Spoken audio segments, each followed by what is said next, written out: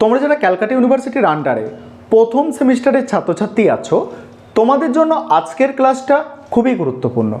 আজকের ক্লাসে তোমাদের যে বিষয়টা নিয়ে আলোচনা করব, কমন ভ্যালু অ্যাডেড কোর্সের মধ্যে যে দুটো সাবজেক্ট তোমাদের পড়তে হচ্ছে, তার মধ্যে একটা সাবজেক্ট হচ্ছে তোমাদের এনভায়রনমেন্টাল স্টাডিজ বা পরিবেশবিদ্যা সাবজেক্ট। এই যে পরিবেশবিদ্যা সাবজেক্ট, এই পরিবেশবিদ্যা সাবজেক্টের সিলেবাস, কোয়েশ্চেন প্যাটার্ন এবং তোমাদের বইয়ের নাম, অর্থাৎ কি বই তোমরা এই সাবজেক্টের জন্য পড়তে পারো, সেই বইয়ের নাম নিয়েও কিন্তু আলোচনা করব। তাহলে আজকের ক্লাসটা প্রথম থেকে শেষ পর্যন্ত তোমরা ভালো করে মনোযোগ সহকারে দেখো। আরেকটা বিষয় তোমাদের প্রথমেই বলার আছে যে তোমাদের যে নতুন যে এই সাবজেক্ট কমন ভ্যালু অ্যাডেড কোর্সের মধ্যে যে দুটো সাবজেক্ট পড়তে হচ্ছে, একটা হচ্ছে সংবিধানের মূল্য আর একটা হচ্ছে পরিবেশবিদ্যা সাবজেক্ট। এই দুটো সাবজেক্টের মধ্যে যে কনস্টিটিউশন ভ্যালু অর্থাৎ সংবিধানের মূল্য, কনস্টিটিউশনাল ভ্যালু যে সংবিধানের মূল্য সাবজেক্টটা আছে, এই সাবজেক্টটার কোয়েশ্চেন প্যাটার্ন ইউনিভার্সিটির পক্ষ থেকে একদম পরিষ্কারভাবে জানিয়ে দেওয়া হয়েছে যে 50 নম্বরের টোটাল পরীক্ষা হবে কনস্টিটিউশনাল ভ্যালু সাবজেক্টের, তার মধ্যে দুটো 25 নম্বরের প্রশ্ন লিখতে হবে, মডিউল 1 থেকে একটা, মডিউল 2 থেকে একটা। এটা সংবিধানের মূল্য অর্থাৎ কনস্টিটিউশনাল ভ্যালু সাবজেক্টের ক্ষেত্রে গেল। কিন্তু পরিবেশবিদ্যা সাবজেক্টের ক্ষেত্রে বেশি একটু সমস্যা দেখা দিচ্ছে, কারণ প্রথম যে সমস্যা সেটা হচ্ছে কোয়েশ্চেন প্যাটার্ন কিন্তু এখনও ইউনিভার্সিটির পক্ষ থেকে জানানো হয়নি, কিন্তু তোমাদের পরীক্ষা জানুয়ারি মাসের শেষের দিকে পরীক্ষা শুরু হয়ে যাবে। সেক্ষেত্রে তোমরা কি করবে? দেখো, তোমরা যে সিলেবাসটা পরীক্ষা দিচ্ছ তার 60% সিলেবাস কিন্তু আগের যে সিস্টেম, আগের যে সিলেবাস, ওল্ড সিলেবাস, সেই সিলেবাস অনুযায়ী সেকেন্ড সেমিস্টারে ছিল। তোমরা যে সিলেবাসটা এখন প্রথম সেমিস্টারে পড়ছো, সেখানে সেকেন্ড সেমিস্টারে সেই সিলেবাসটা ছিল, তবে সম্পূর্ণ এক নয়, 60% এই তোমরা যে সিলেবাসটা পড়ছো তার 60% সিলেবাস সেকেন্ড সেমিস্টারে আগে ছিল।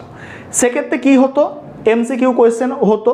তাহলে তোমরা এখন কি করবে? তোমাদের পরীক্ষা এসে যাচ্ছে, পড়তে হবে সিলেবাসটা, তোমরা টপিকগুলোকে পড়বে, সিলেবাসে যে টপিকগুলো আছে সেগুলোকে পড়বে, সিলেবাসটা আলোচনা করছি সেই টপিকগুলোকে তোমরা পড়বে, এবং তার সঙ্গে সঙ্গে এখন তোমাদের যেটা করণীয় সেটা হচ্ছে এমসিকিউ কোয়েশ্চেন প্র্যাকটিস করা এই পরিবেশবিদ্যা সাবজেক্ট থেকে।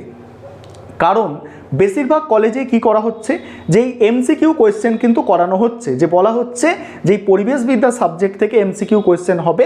কারণ তোমাদের আগস্ট মাস থেকে সেশনটা শুরু হয়েছে, আগস্ট মাস গেল, সেপ্টেম্বর গেল, অক্টোবর গেল, নভেম্বর চলে এসেছে, এবারে তোমার ডিসেম্বর, তারপরেই জানুয়ারি, অর্থাৎ 6 মাস করে সেমিস্টার হয়, জানুয়ারি মাসে তোমার কিন্তু এক্সাম শুরু হতে চলেছে। তাহলে এখন থেকে পড়াশোনা শুরু করতে হবে।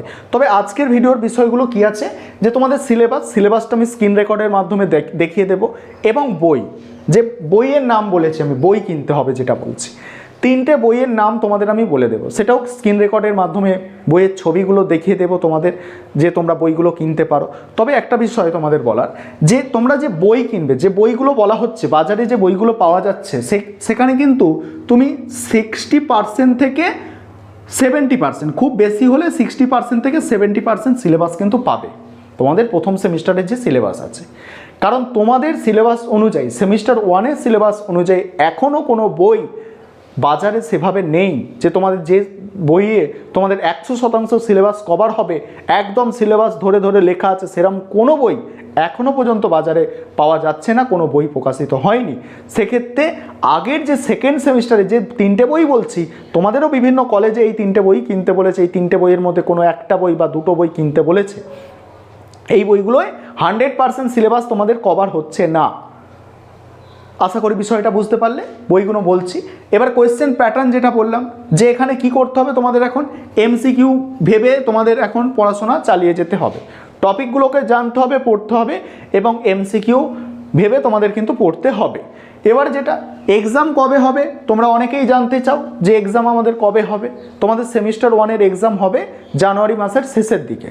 কারণ দেখো, তোমাদের আগস্ট মাস থেকে সেশন শুরু হয়েছে, এবং তোমাদের 6 মাস করে এক একটা সেমিস্টার হয়, তাহলে জানুয়ারি মাসের সেমিস্টার কমপ্লিট হচ্ছে, জানুয়ারি মাসে পরীক্ষা হবে, এটুকু নিশ্চিত। এবার আরেকটা বিষয় এখানে বলার আছে, সিলেবাস এবং বইয়ের নামগুলো তোমাদের বলে দেব। তবে আরেকটা বিষয় তোমাদের বলার আছে, অনলাইন কোচিং ক্লাস চলছে।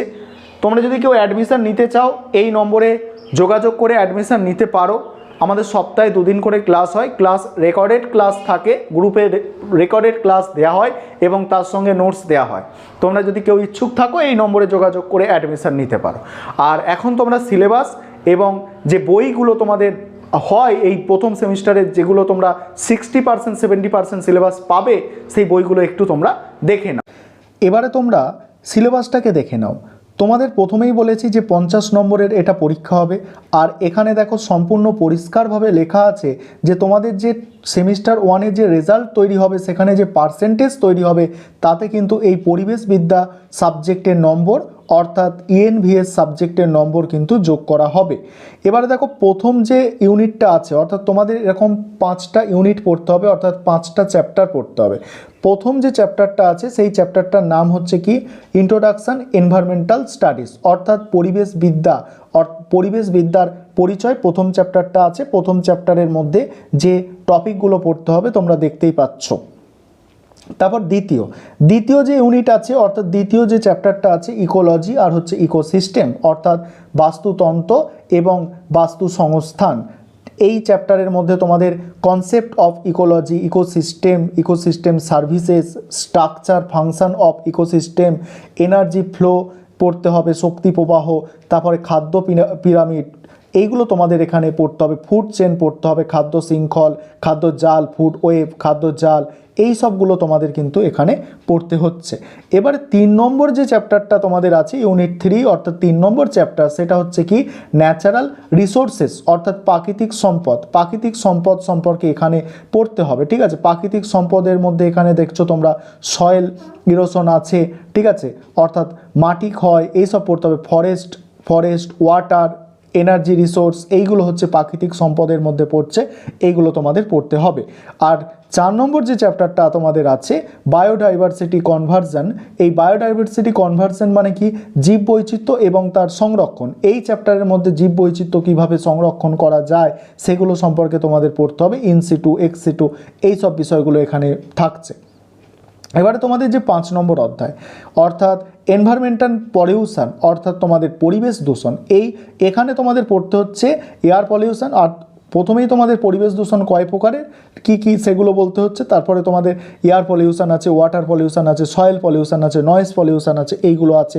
তারপরে দুর্যোগ সম্পর্কে পড়তে হচ্ছে, হ্যাজার্ড আর হিউম্যান হেলথের ওপরে তার যে রিস্ক আছে, তার যে প্রভাব আছে, সেইগুলো পড়তে হচ্ছে। এই 5টা অধ্যায় তোমাদের কিন্তু পড়তে হচ্ছে। এবারে যে বইগুলো বাজারে অ্যাভেলেবেল আছে সেই বইগুলো তোমাদের একটু দেখাচ্ছি, সেগুলো তোমরা দেখে নাও। যে বইগুলো এখন বাজারে পাওয়া যাচ্ছে সেই বইগুলো তোমাদের একটু দেখাচ্ছি, দেখে নাও যে কি বই এই সাবজেক্টের ওপরে এখন বাংলায় অ্যাভেলেবেল আছে, দেখে নাও তোমরা। প্রথমেই যে বইটা আছে দেখো অনীশ চট্টোপাধ্যায়, মোটামুটি এটা ভালো বই, ঠিক আছে, অনীশ চট্টোপাধ্যায়ের লেখা এই বইটা তোমরা নিতে পারো। তবে প্রথমেই বলেছি যে তোমাদের যে সিলেবাসটা আছে সেই সিলেবাস অনুযায়ী কোনো বই বাজারে সম্পূর্ণ 100% কভার হয়ে যাবে সেরকম নেই। তারপর এই বইটাও তোমরা নিতে পারো, এই বইটাও পাওয়া যাচ্ছে। আর এগুলো সবই কিন্তু সিবিসিএস অর্থাৎ পুরনো যে সিলেবাস সেই সিলেবাসের। আর তোমাদের যে সিলেবাস আছে CCF সিলেবাস, ঠিক আছে, এই সিলেবাসের বই কিন্তু কোনোটাই বাজারে নেই। তোমরা এই একটা বই দেখতে পাচ্ছ, এই ছবিটা দেখতে পাচ্ছ, স্ক্রিনশট আরে নিয়ে রাখতে পারো। তারপরে এটা হচ্ছে তোমাদের রীতা পাবলিকেশনের বই। আরও একটা বই আছে তোমরা দেখতেই পাচ্ছ, স্নাতক পরিবেশবিদ্যা, এটা হচ্ছে শিশির ভট্টাচার্যের লেখা, এই বইটাও তোমরা দেখতে পারো। তবে এখানেও এটা আছে দেখো তোমাদের, এটাও তোমাদের আছে কি CBCS মানে সিস্টেম, অর্থাৎ আগের যে সিস্টেম সেই সিস্টেম অনুযায়ী তোমাদের কিন্তু বই আছে। তাহলে তোমরা দেখে নিলে সিলেবাস এবং কি বই তোমাদের পাওয়া যাচ্ছে।